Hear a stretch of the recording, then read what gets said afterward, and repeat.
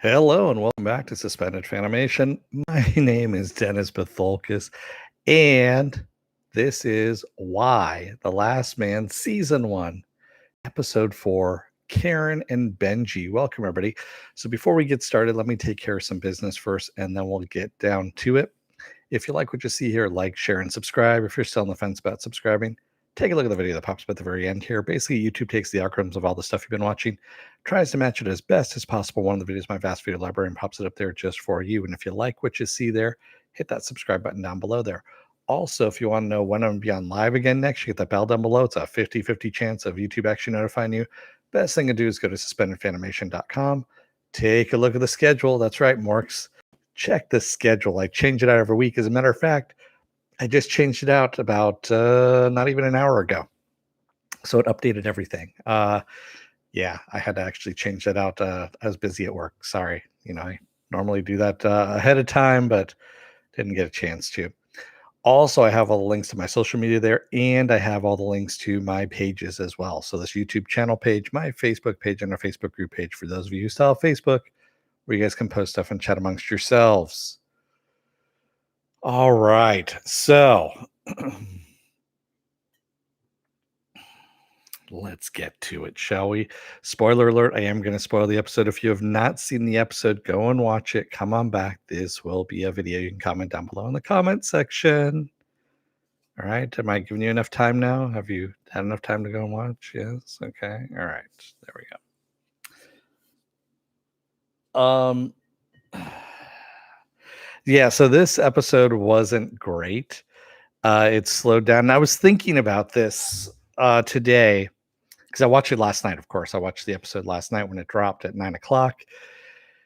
And I was thinking to myself, okay, the original series ran 60 books, 60 comics, if you will.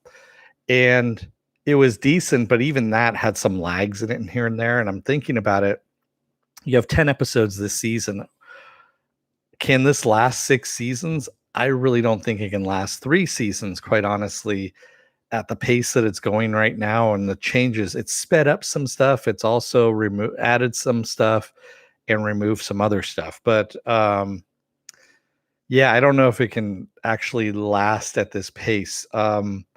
I don't know if Why the Last Man would have been better as a trilogy of movies and just done it that way, or if it is going to play out better in a series. I was just thinking about it. You read an article that says 3 to 5. I can't see it going beyond 3. Quite honestly, Joe, I really can't. Yeah, it'll be a stretch at 3 for me, at least on this one. Again, I liked Agent 355, loving Ashley Romans. I kind of want to see a spin-off series where we get to see Agent 355 before all of this shit happened. Yes, Saga is more appealing. I agree with you, Joker. And maybe it's also just a apocalypse fatigue at this point, of pandemic fatigue, because we're living through a pandemic. Theybe if this came out 5 years ago, we would have been better off with it. But having lived through living through a pandemic right now, a year and a half, almost 2 years into it now at this point. And yeah, it's kind of grating, to tell you the truth. I'm glad we're away from the politics of the White House. I really am in this. The politics suck in this. Didn't like the real politics that are going on anyway, and then to bring them into the series. Yeah, I'm glad we have a little bit of a breather on that. Although I have a feeling it's going to rear its ugly head in episode 5, unfortunately. And then, of course, the addition of Missy Pyle coming in as the leader of this woman's gang called her name is actually Roxanne is what her name is. And I know she's going to be in like 5 episodes of this series. So she's here for a little while. You miss Utopia. Yeah. Yeah, I know, man. There's all kinds of shows. Yorick, although this time around gets to be ampersand in this one. He gets to be the shithead who gets into trouble by running off. And even though Agent 355 said, stay here, don't run away, what's he do? He thinks he sees Beth. And so he goes running off into the crowd. And the state troopers actually find him, beat the fuck out of him a little bit, and then pull his mask off. And he tries to pretend that he's looking for testosterone. Yeah, until Agent 355 comes in and kicks their ass, jumps on the motorcycle that they need, and takes off. But also, I mean, I did like the tense exchange between the two where he finally calls her out for killing the two pilots.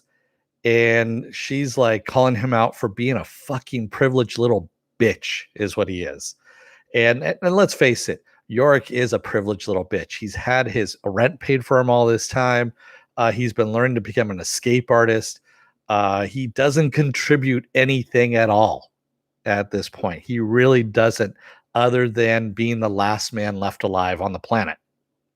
Well, the last human male left alive on the planet, I should say, because ampersand, of course, is the monkey version of that. And ampersand is honestly just as much of a shithead as Yorick is. I'm really disliking the character of Yorick, and I remember in the comic there's a time and place where you really fucking hate Yorick. You really, really do. And that is what is getting that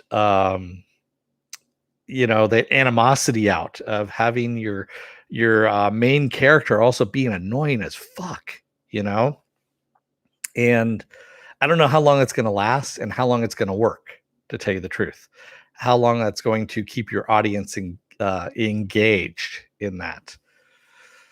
And then also with Hero, I know what Hero's arc is in the comic, and I'm wondering if she's actually going to follow that in this series, because it's a very interesting arc in the comic, and to have her do the same thing in the series might be a little bit of overkill with some of the other characters that we already have introduced. With Sam, who's a new introduction altogether, not from the comics and into the series, I'm hoping that's kind of tempered a bit of what they did in the comic. I really am.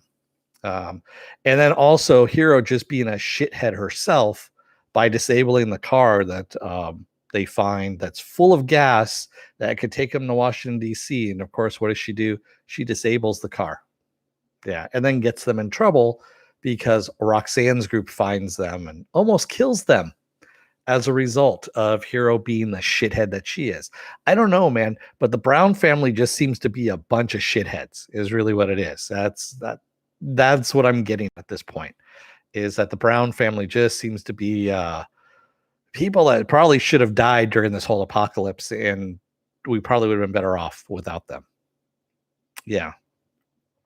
Except for, Diane Lane's character, who is actually pulling some shit together, Jennifer Brown. Yeah. She doesn't have to put on the red light. Roxanne, yeah. Roxanne. No, I'm not going to sing it because I'll probably get a strike against me from those fucking Warner Brothers shitheads.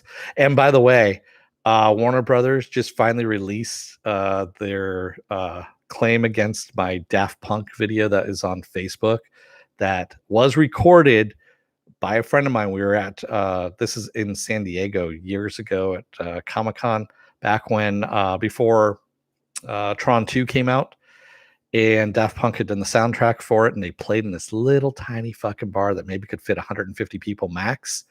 And he recorded almost the entire thing on his cell phone. It's pretty funny. So and I put it up on Facebook, and they, I guess, had put a strike on it. I know they put the strike on it here on YouTube, but that one's never going to go away because it's a music strike. But Facebook doesn't really give a shit. So it finally dropped off, and I'm like, yeah, fuck you, Warner Brothers. Anyway, I digress. Going back to Y: The Last Man. Yeah, I mean, Agent 355 not giving Yorick any answers as to her past and who she belongs to, which, like, it doesn't really make that much of a fucking difference anymore. because everything's gone. So thanks, Raymond. You didn't need to do that. You didn't need to give me $5, but thank you anyway. Yeah, it's been that whole tete-a-tete, right, going back and forth between those two was the best thing out of this episode. Everything else, it was just very slow and dull, is where we're going at with this episode. And I'm hoping we pick up.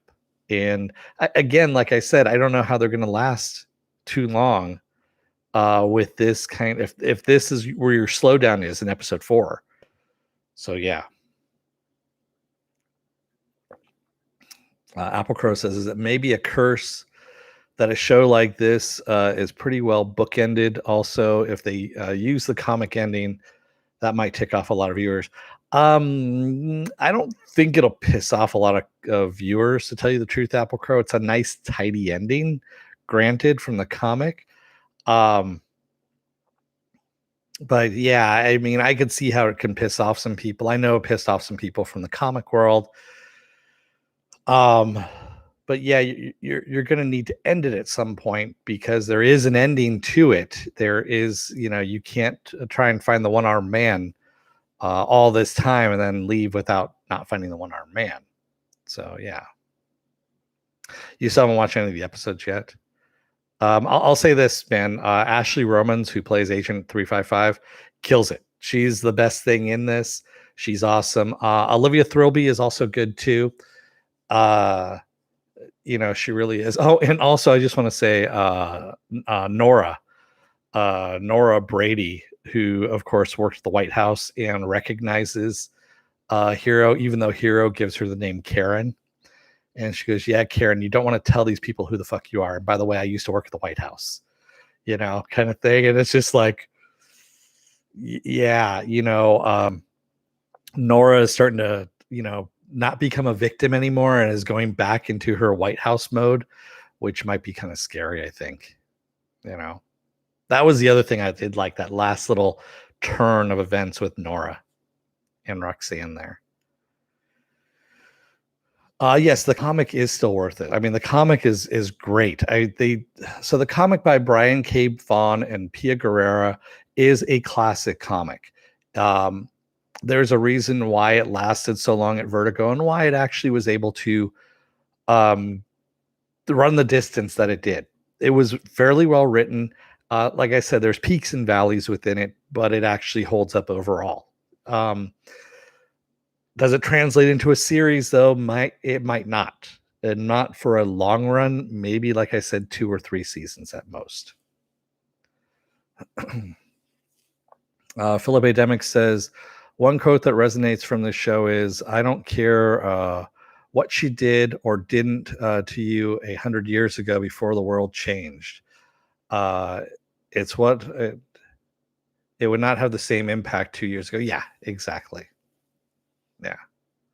I can see that, Philip. I mean, now that everyone has actually lived through or is living through a pandemic right now, I can see how that is. Yes, how that would be a pretty forceful quote for people now. And yes, Sam actually saying that is a good quote, I have to admit. So overall, kind of a weak episode on this. We had a few bright moments, but nothing that was lasting in this. So yeah, I'm kind of hoping they do better. And again, I think we're going to delve into the politics in episode 5, which I'm fucking don't want. Because honestly, we've had enough politics as it is in real life without having to go through these same politics in a fictional show. Yeah. But again, like I said, I would love to see an Agent 355 prequel series to this and see what she'd been up to. Maybe, at the beginning of her stint with the secret organization, and all her exploits that she did. I think that would be badass. And that would be the thing that honestly would be the most appealing to me. Philip says, I'm surprised the agent didn't kill the cops to keep the secret. she didn't want to piss off York any more than she did, one. And two, the cops were actually keeping order at the swap meet or the stadium as well. She realized the value of the police being there and not wanting to throw any more chaos or fuel on the fire of what's already happened during this whole you know, Androcide event is really what it is. That's really what it is. It's an Androcide event. Yeah. Applecrow says political apocalypse, like a zombie apocalypse with more yelling. Actually, with more chicanery and douchebaggery is what it is. And yes, douchebaggery is a word. But yeah, that also shows you that Agent 355 is thinking through these things before she actually acts. She's not just killing at random either, which, you know, you think she would be, but no, she's not. She's actually thinking this shit through. She's like, I can't kill these cops. So, yeah, you know, they are actually serving a purpose and are keeping things from getting worse. So, yeah. All right. And with that said, that's all I got for you on this one. I mean, like I said, not the greatest episode. Not the. We'll see what happens from here. I'm just hoping, you know, the next one's better. So, what else do I have going on this week? Tomorrow I'm going to be off. Like I said, there's just too much shit going on in personal world, so I need to take a day off in order to take care of some shit. Wednesday, because Wednesday is going to be a double header as well. I'm going to be doing both What If at 6 p.m. That's going to be What If episode 7 and Star Wars Visions episode 1 at 7 p.m. Pacific Standard Time. So, yeah, it's a double header on Wednesday. Thursday is going to be Doom Patrol season 3 episode 1. Friday is going to be Doom Patrol season 3 episode 2. Saturday is going to be Saturday Morning Blast Off, where I take the genre news of the weekend and any genre stuff you guys want to talk about. We talk about it. And then in the evening, it's going to be Doom Patrol season 3 episode 3, because they're dropping them all 3. You know, Thursday Doom Patrol watch along. I don't think you guys want to watch along with me at 5 o'clock in the morning, which is probably when I'm going to be end up watching it. Will I be covering Foundation? No, it's on Apple Plus. Sorry, Raymond.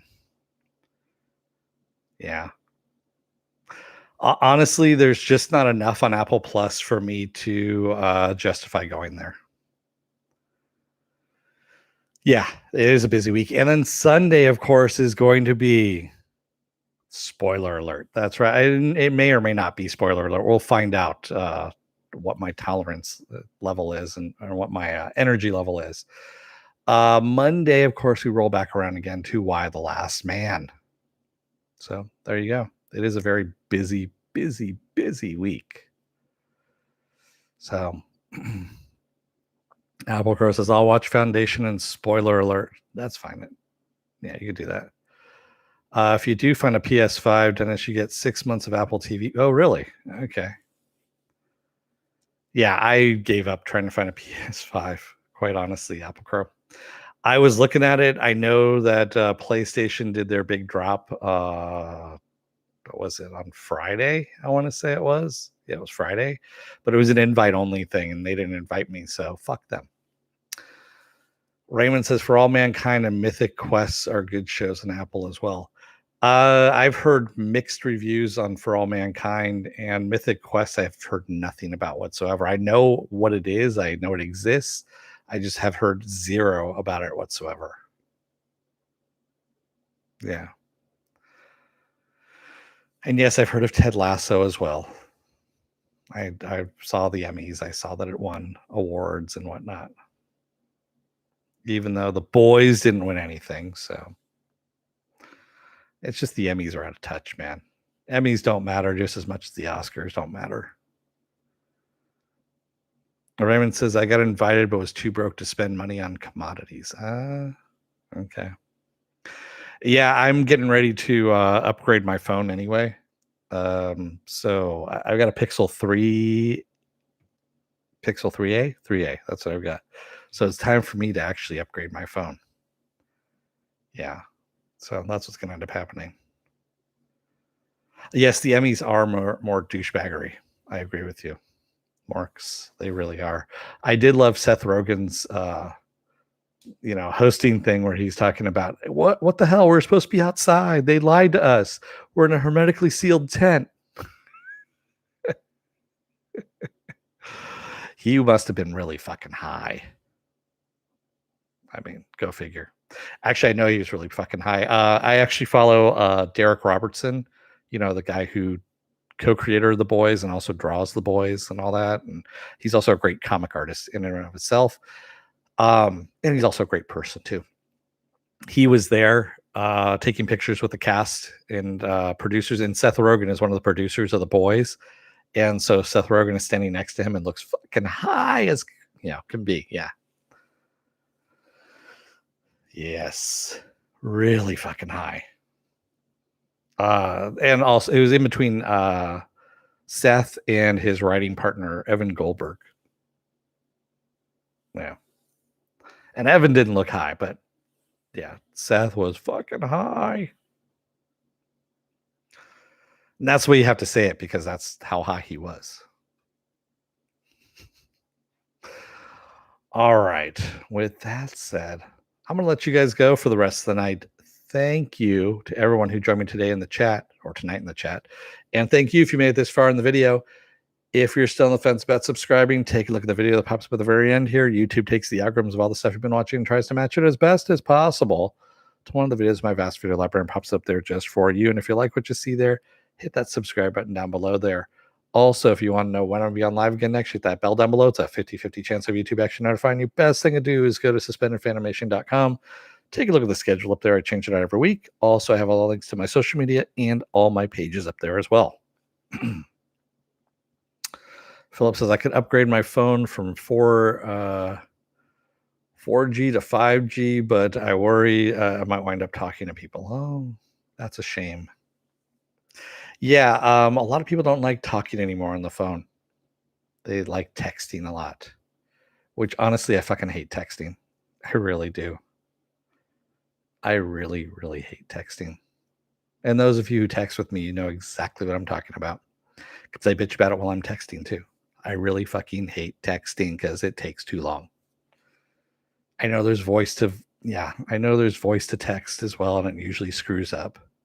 Especially when you try and say fuck, shit, damn, motherfucker. It doesn't work. And I'm pretty sure those are going to screw up on the closed captioning as well. The closed captioning here sucks on YouTube as well. So yeah. Anyway, I digress as usual. Thank you to everybody again. So you're con on texting? Yes, I am against texting. You're correct, sir. I'd rather just talk to somebody on the phone. It just takes a lot less time. Go, hey, you got that thing I sent you? Yeah, okay, great. Thanks. Bye. You're done. What about sexting? Sexting again? Sure. I mean, but again, it's what is it? What's the saying? There are lots of different brands in the market that are just as tasty as the real thing. And yeah, there you go. Don't ask me what that means. It's just that's what I'm doing. There are a lot of decaffeinated brands in the market that are just as tasty as the real thing. That's what I meant to say. Anyway, with that said, thank you to everybody who joined me tonight in the chat. I will see you guys again on Wednesday for the doubleheader. Until then, don't let the door hit your ass on the way out. Otherwise, you may wind up, I don't know, chasing Yurik, trying to put him back into a cage because that little fucker is as wily as ampersand at this point. So, thank you, everybody. I will see you again on Wednesday. Until then, stay safe, be well, take care, wear those masks, get those vaccine shots, and stay safe out there, everyone. Okay. Have a good night, and I'll see you again on Wednesday. Good night, everyone.